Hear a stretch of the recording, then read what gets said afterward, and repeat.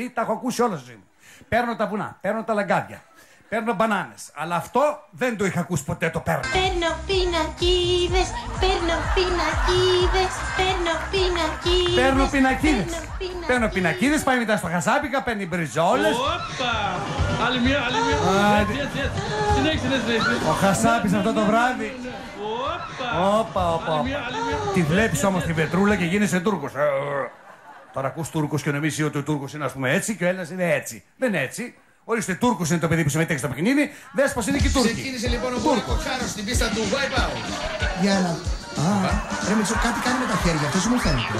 Δεν ξέρω, μάλλον με τα πόδια του κάτι κάνει, γιατί όπως βλέπεις τα πέρασε τα πανούκια με τη μία. Δεν θα εδώ. Εσύ Δημήτρη, κοίτα, αυτό το χέρι στον ένα καθαριστήρα του Δημήτρη. Ο Εζέλ Φατμέ. Μια χαρούλα που την Σιγά, κορίτσι μου. Και κολυμπάει μετά για να σωθεί. Εδώ, φίλες και φίλοι, βλέπουμε ένα νέο στυλ κολύμβησης.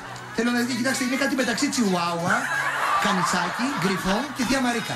Λοιπόν, τέλος πάντων, λοιπόν, στη ζωή αυτή, ό,τι ο καθένας θέλει το παίρνει.